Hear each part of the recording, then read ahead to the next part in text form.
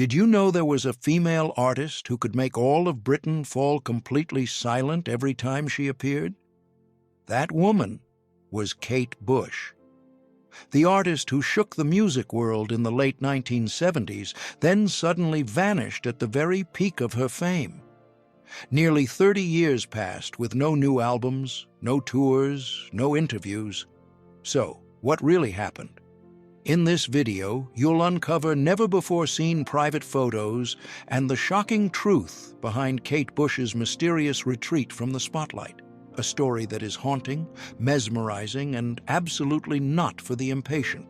And meanwhile, make sure to subscribe to the channel so you don't miss any new untold stories about Hollywood stars. Smash that like button and hit the notification bell. Kate Bush was born on July 30th, 1958 in Bexley Heath, Kent, England. Her family was steeped in a deeply creative spirit. Her father, Robert, wore a doctor's coat by day, but sat at the piano in the evenings. Her mother, Hannah, worked as a nurse, yet her heart belonged to traditional Irish folk dance.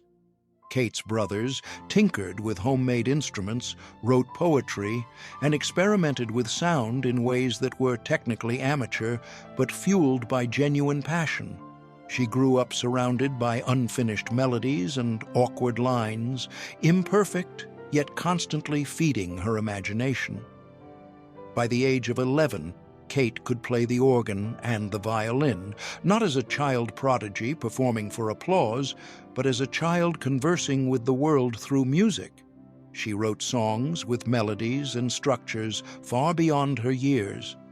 Neither innocent nor simple, but strikingly mature. Alongside music, she trained in karate, a choice that seemed unrelated at first, yet left a lasting mark. On the mat, she earned the nickname E for her sharp, powerful shouts. The discipline of martial arts taught her focus, control, and endurance, qualities that would later shape how she entered the music industry. Gentle enough to create beautiful art, yet strong enough to protect it. By the age of 15, Kate had recorded around 50 demo tapes. These were not cute songs meant for teenage radio. They were steeped in literature, mythology, strange dreams, and complex emotional states. Her stage instincts were already apparent, dramatic, highly visual, and impossible to fit into conventional categories. Her brothers tried to send the demos to record labels, but without connections, the big doors closed quickly. In the early 1970s, the music industry didn't know what to do with a teenage girl who wrote songs like novels and performed as if on an experimental theater stage. The turning point came through an unexpected connection. A friend who knew David Gilmour, the guitarist of Pink Floyd. When Gilmour heard the demos, he was stunned.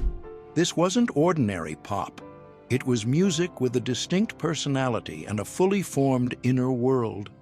In 1973, he brought the 16-year-old Kate into a professional recording studio, even hiring sound engineers who had worked with the Beatles to polish the demos. This generosity wasn't just goodwill, it was strategic.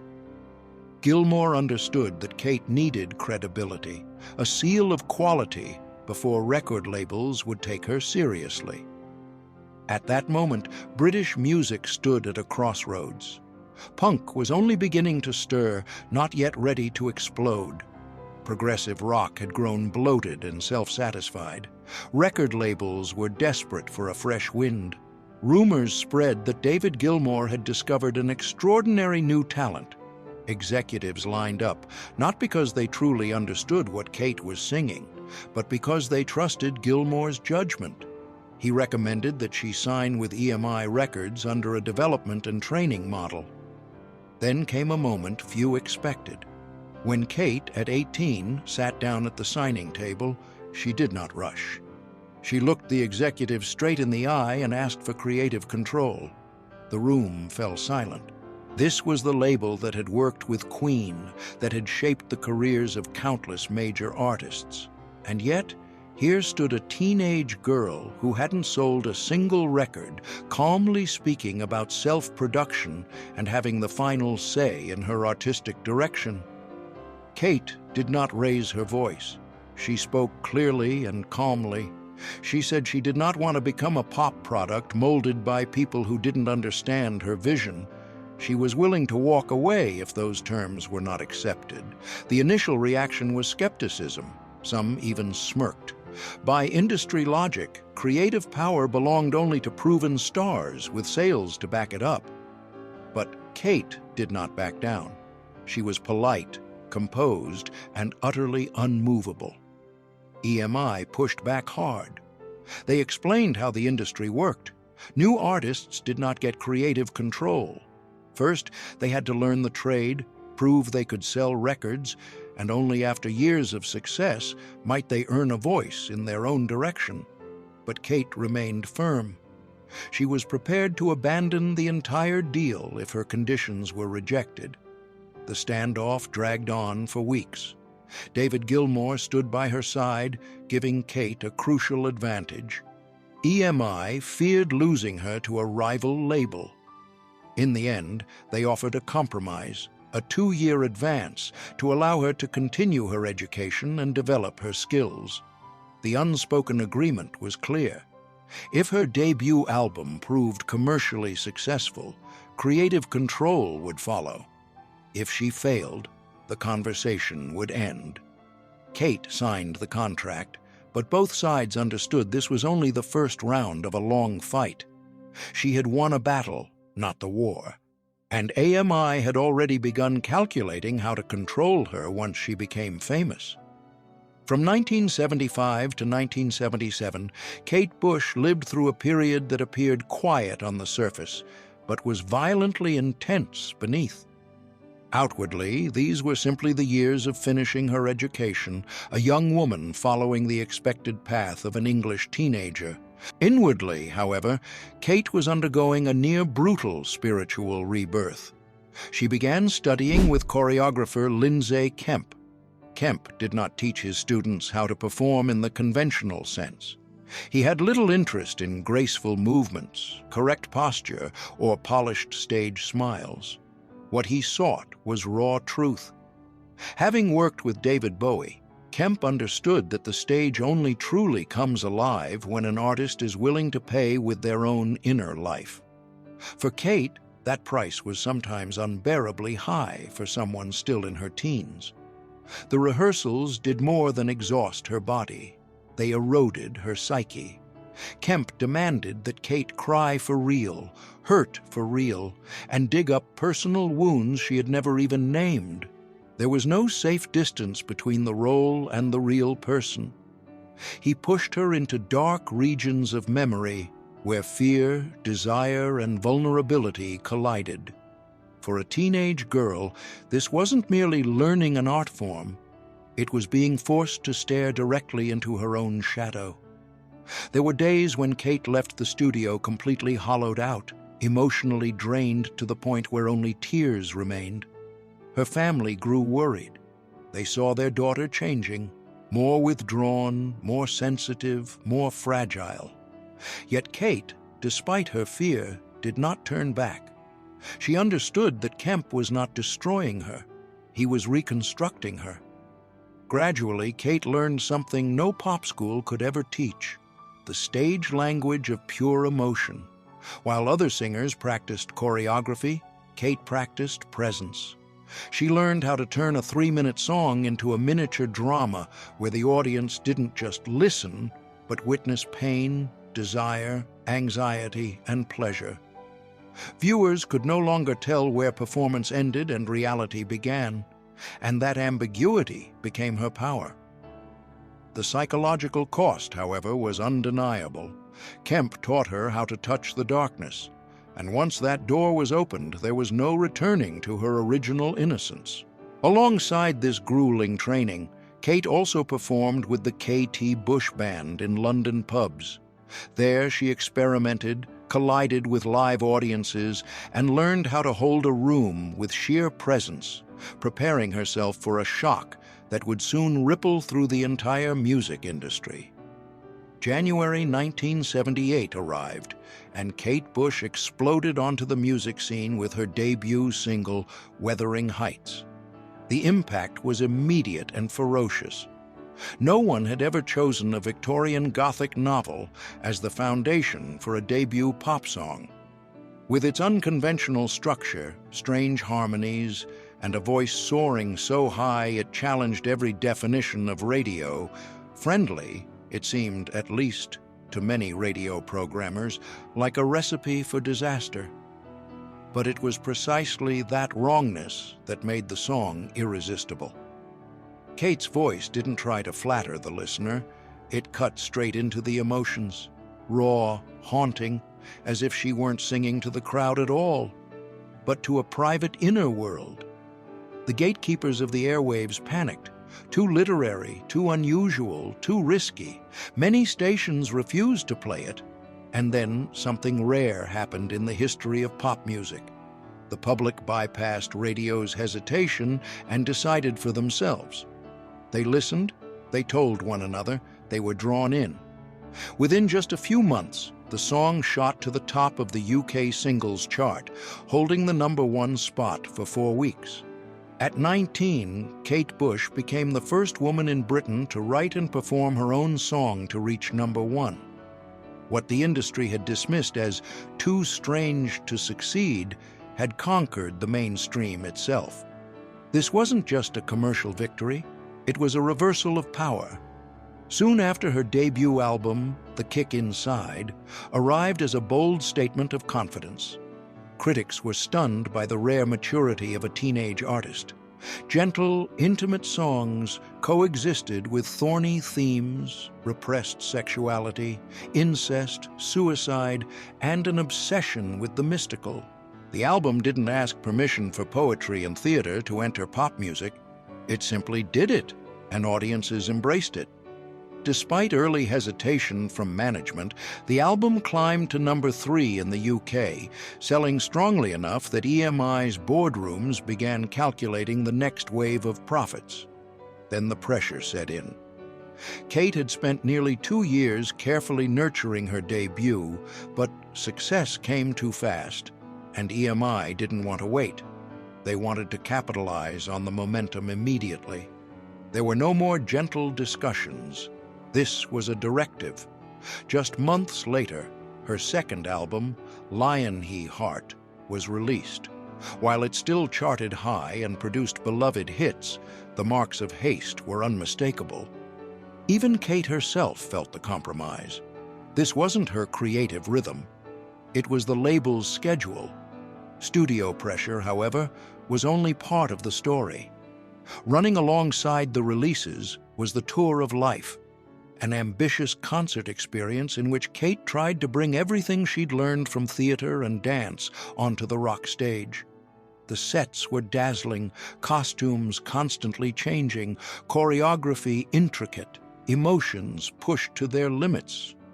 On stage, it was overwhelming. Backstage, it was exhaustion. Night after night, she had to dig into her most exposed emotional layers until her body and mind could no longer endure it. When the tour ended, Kate made a decision that stunned the entire industry. She would never undertake a large-scale tour like that again. From then on, she would be a studio artist, a perfectionist who controlled every element of her work.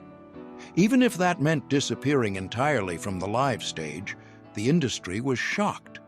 Touring was how artists truly made money, promoted albums, and maintained their status. But Kate didn't care. She had reached a fundamental realization. Performing live on that scale was destroying her, and she would not destroy herself for commercial success. Those early trials taught her exactly what she needed: absolute control. The early 1980s became her battle for independence. In September 1980, Kate released Never Forever. For the first time, she co-produced an album working alongside John Kelly. She was reclaiming power from the record label. The album made history by debuting at #1, the first time a solo female artist had achieved this in the UK. EMI, long accustomed to making decisions on behalf of artists, had no grounds left to object, but commercial success was only the surface. Beneath it was a Kate Bush slowly stepping out of her comfort zone. The single Babushka erupted with drama, seductive, theatrical, and unsettling. Yet the deeper one moved into the album, the clearer it became that this was not easy listening pop. Army Dreamers told no romantic story at all. It spoke of war, of the senseless deaths of young sons, and the quiet, lingering grief of mothers. Breathing went even further, confronting fears of nuclear annihilation and unborn lives burned away in humanity's darkest imaginings. This was music that made radio hesitate, made record executives uncomfortable, and forced listeners to engage in unfamiliar ways. Kate Bush used the status she had just secured to do what very few artists dared: place difficult themes at the center of pop music. She refused to be confined to love songs or safe formulas. For her, commercial success was no longer the ultimate goal. If forced to choose, she would choose creative freedom, even if that choice carried risk. After Never Forever, Kate began to withdraw from the spotlight. She appeared less and less in the press, gave fewer interviews, and nearly vanished from television. This silence wasn't an escape. It was preparation. While the public wondered where she had gone, Kate spent most of her time in the studio, experimenting with new technologies and immersing herself in the technical side of music production, territory many artists left to engineers rather than composers. Then she encountered a machine that would change the trajectory of her career entirely: the Fairlight CMI digital sampler. Seeing it demonstrated just once was enough to captivate her. The Fairlight could sample any sound from shattering glass and footsteps to the human voice and transform those sounds into instruments, layering, warping, and rebuilding them into sonic landscapes that had never existed before. To Kate, this wasn't just technology, it was the future. But that future came at a staggering cost: $30,000, roughly $120,000 today. An enormous sum for a device most musicians barely understood. EMI panicked. To them, it looked like reckless insanity. Why abandon proven traditional methods? Why gamble an entire career on an untested machine capable of producing music no one might want to hear? Kate didn't argue. She didn't ask permission. She used her own money, bought the Fairlight, and installed it in her home studio. Then she disappeared inside it for months. No one heard what she was working on. Not the label, not producers, not even her family. She taught herself how to program the Fairlight, wrestling with dense manuals, unfamiliar interfaces, and complex concepts like digital sampling and sound processing. She worked obsessively, 16 hours a day, barely sleeping. For Kate, this wasn't simply about making different music. It was an attempt to redefine what music itself could become. Meanwhile, EMI grew increasingly uneasy. Time passed, money kept burning, and no one knew whether what was taking shape behind those closed doors would be a masterpiece or the end of one of British pop's boldest careers. In 1982, The Dreaming was released. Kate's first album, entirely self-produced. Total creative control, total responsibility, absolute artistic freedom. It sounded like nothing else in British pop at the time. Ferocious rhythms borrowed from world music, dense layers of sampled sound that felt disorienting, and vocals that could shift from whispers to screams within a single track. The album's themes were just as uncompromising. Kate sang about Aboriginal Australian culture, criminal folklore, environmental destruction, and the shadowy underbelly of political corruption. The title track was heavy, abrasive, almost deliberately hostile to mainstream ears. Critics were sharply divided. Some hailed it as a masterpiece far ahead of its time, others dismissed it as self-indulgent and detached from reality. Radio largely turned its back. The singles failed to make an impact. The album reached number 3 on the UK charts, then quickly vanished. Commercially, it was an undeniable stumble. For EMI, the dreaming confirmed their worst fears. Kate Bush had gone too far.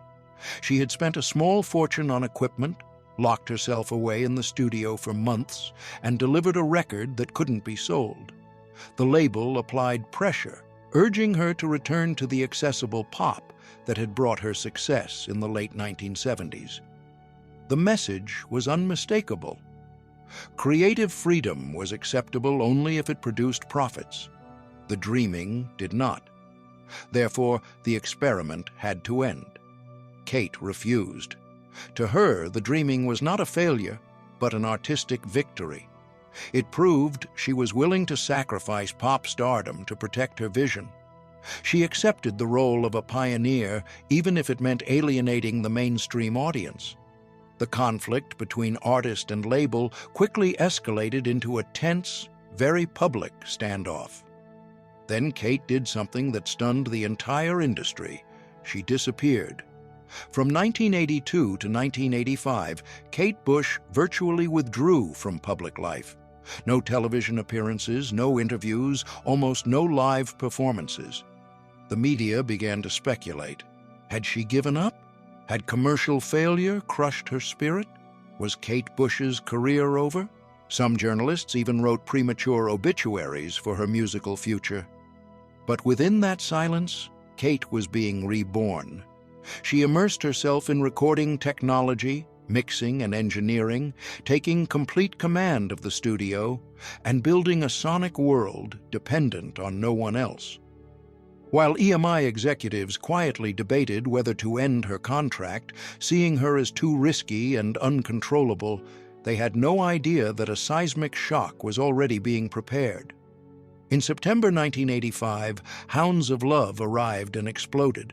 The album shot straight to number 1 in the UK, broke into the US Top 40, and turned Kate Bush into a truly international phenomenon.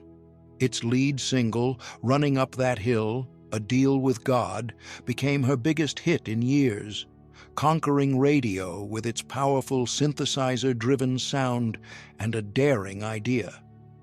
What if a man and a woman could trade places in order to truly understand each other? Built on a foundation of synthesizers and electronic drum machines, the sound was muscular, dramatic, undeniable. Radio couldn't resist, but the album structure was even more radical. Side A delivered accessible pop, Running Up That Hill, cloud-busting, Hounds of Love, radio-friendly songs built to dominate the charts. Side B was something else entirely. A conceptual suite called the Ninth Wave, 7 interconnected tracks telling a single story. It was the story of a woman lost at sea, drifting between consciousness and death, hallucinations, memories, a fight for survival. Here, pop music and avant-garde art coexisted within one album, and remarkably, it was both a commercial triumph and a critical success. By this point, music videos were no longer mere promotional add-ons. With Cloud Busting, a complete cinematic narrative unfolded in under 5 minutes. It was the memory of a child watching her father being taken away. A memory that didn't need explanation, only feeling, image, sound, and emotion merged, turning the song into a short film about loss and faith. From here on, Kate's way of thinking changed completely. She no longer thought in isolated songs, but in entire worlds where albums, images, and ideas existed side by side. Hounds of Love also became a delayed affirmation of a crucial truth. The dreaming had never been a mistake. It had been a brutal training ground. The moment she learned to master the studio, new technologies, and above all, her own voice, those who had doubted her, who had wanted to push her aside, were forced to admit they had been wrong. This success wasn't luck. It was the result of a long, lonely, collision-filled journey. At the height of her comeback, Kate chose yet another different path. She didn't chase relentless touring schedules. Her music was everywhere. She herself nearly vanished from the spotlight. She returned to the studio, to imagery, to experimental projects. In 1986, the story was retold through a video compilation, and within it appeared a work that ignited controversy across the industry. Experiment 4 was not an easy listen. It was born from a disturbing obsession, the idea that sound itself could become a weapon. Secret military experiments where frequencies were used to induce panic, pain, even death. Kate was simultaneously fascinated and horrified by the thought that something humanity regarded as pure art could be turned into an instrument of control and violence. The accompanying video didn't shy away from that unease. Cold, detached scientists, screaming test subjects, sound visualized as an invisible force crushing the human body. The imagery was so intense that many television stations refused to air it or agreed only after cutting the most shocking scenes. Yet that reaction was the clearest proof of her message. Sound is power. Music is not harmless. It acts deeply on the mind and body. And those in power have always understood that the song and its video cemented her reputation as an artist operating beyond the limits of music alone. She was a multimedia creator working across forms, someone who thought in concepts, not just singles, someone willing to explore dark, uncomfortable themes, someone impossible to control or predict. Between 1987 and 1988, Kate disappeared once again. By then, the industry had grown accustomed to the pattern. Disappearance, silence, then a dramatic return with something entirely unexpected. In October 1989, The Sensual World was released. This time, Kate turned toward sounds that were softer, more intimate. The album's title track was conceived from a bold source of inspiration. James Joyce's novel Ulysses, specifically Molly Bloom's closing monologue, a stream of consciousness overflowing with sensuality, audacity, and feminine power. Kate wanted to use Joyce's words verbatim to let the music fully embrace the raw, unfiltered emotion he had written, but the door of copyright slammed shut. The Joyce estate refused outright, leaving no room for compromise. Instead of retreating, Kate did what came most naturally to her. She wrote her own words. She didn't copy the language. She distilled its spirit. Her version was gentler, more fluid, yet it preserved the sensual energy, an emotion so often avoided in mainstream pop. This was no longer role play or fantastical storytelling. This was self-awareness, a woman writing and singing about her own desire without asking permission.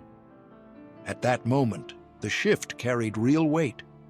Kate Bush was no longer the girl from Wuthering Heights, floating in white dresses with an otherworldly voice. That image belonged to the past. In its place stood a mature artist, deliberately exploring subjects pop music rarely dared to touch. Physical feeling, vulnerability, and female experience expressed directly without exhibitionism.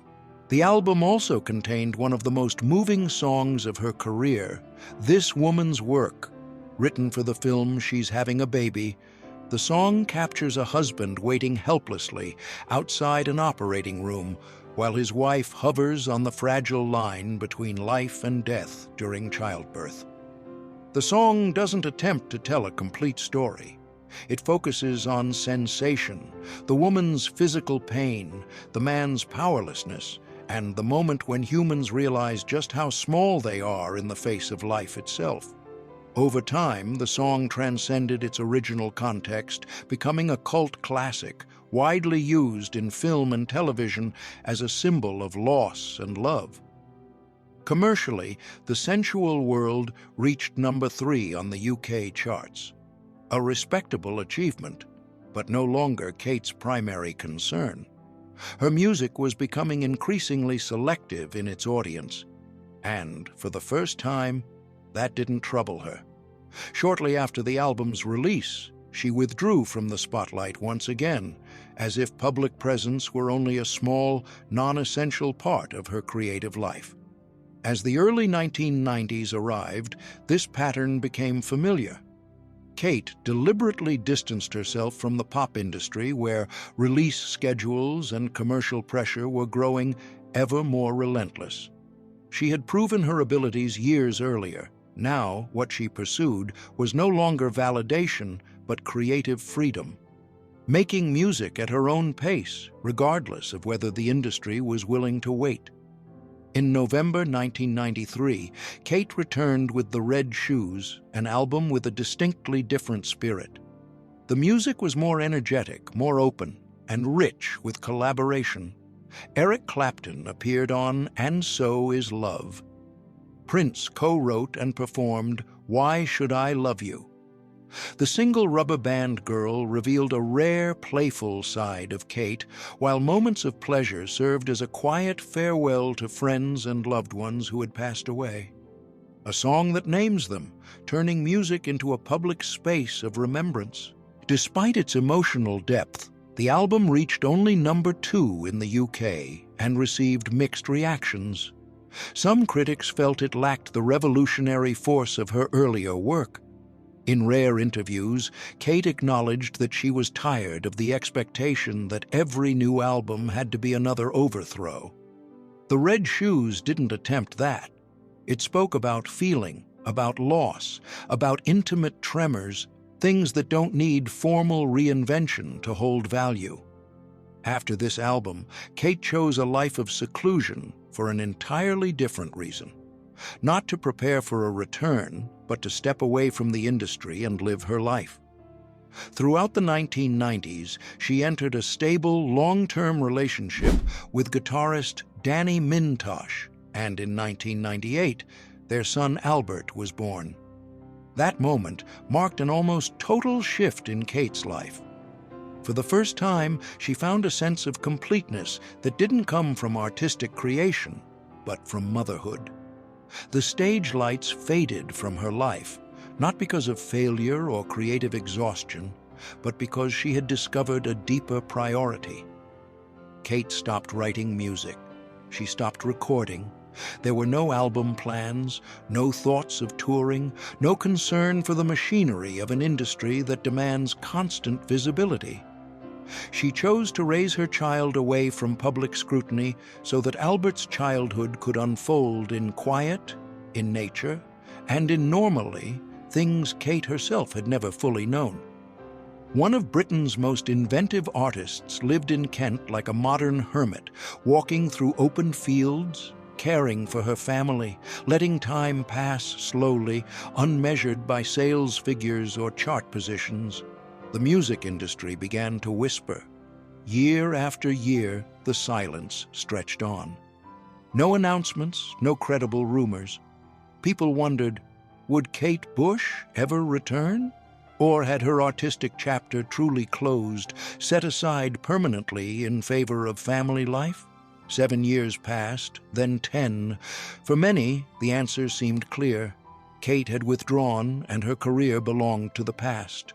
Then, in 2005, Kate Bush returned, not with noise or grand declarations, but simply with music.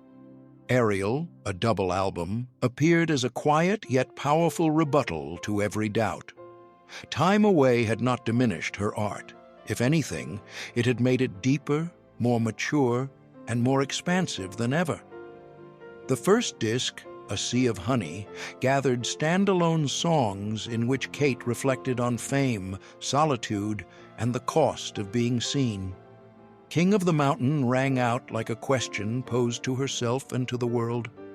The second disc, A Sky of Honey, offered something entirely different, a continuous suite, tracing the course of a single day. From the first light of dawn to the hush of sunset, natural sounds blended with live instruments, piano, acoustic guitar, strings, creating a warm, organic feeling like the breath of time itself. Ariel made no attempt to please the market. It was a statement. Kate returned not to prove anything, but because music still had something to say. Critics received the album with admiration. Sales were strong. More importantly, Ariel confirmed that Kate's voice remained unique, necessary, and capable of creating beauty beyond its era. She didn't chase nostalgia, nor did she try to reinvent herself as younger. She simply did what felt most complete and true. In 2011, Kate continued down her singular path with the release of Director's Cut. While many artists choose to look back through greatest hits compilations, Kate did the opposite. She returned to her own songs and re-recorded them the way she had always wanted to, but never previously had the chance to do. It was a direct conversation with her past, an act of revision, refinement, and completion. That same year, 50 Words for Snow appeared, an album that was meditative, minimal, and full of silence. 7 long tracks unfolded like a winter journey where snow, cold, and time itself became the main characters. Collaborations with Elton John and drummer Steve Gadd were subtle accents, never overpowering the stillness at the album's core. Wild Man, the single about the Yeti, a creature hovering between myth and reality, felt like a metaphor for Kate herself, always existing on the boundary between presence and disappearance. Then, in 2014, Kate did something no one expected. She announced Before the Dawn, a residency at the Hammersmith Apollo, her first live performances in 35 years. The news sent shockwaves through the music world. Tickets sold out in just 15 minutes. But almost immediately, something far darker followed. Those same tickets surfaced on resale sites. The black market drove prices from $1,000 to $5,000. There are moments in music history that aren't measured by tickets sold, but by the number of hearts left behind. That was exactly what happened when Kate Bush returned to the stage after more than 3 decades of silence. Tickets that should have been a bridge between an artist and her most loyal audience became a stark symbol of a broken system. Seats, originally priced at a few dozen pounds, were inflated to unimaginable levels, dozens of times higher, like an insult to fans who had waited 35 years. Those who had fallen in love with her music when Wuthering Heights first aired in 1978, who had grown up alongside her songs, suddenly realized they no longer had a place in their own dream. The scalpers won. The automated bots won. Real fans lost bitterly, not because they lacked devotion, but because they couldn't afford to buy back their own memories. When Kate learned what had happened, she didn't stay silent. She spoke openly of her anger, calling it disgusting, something that broke her heart.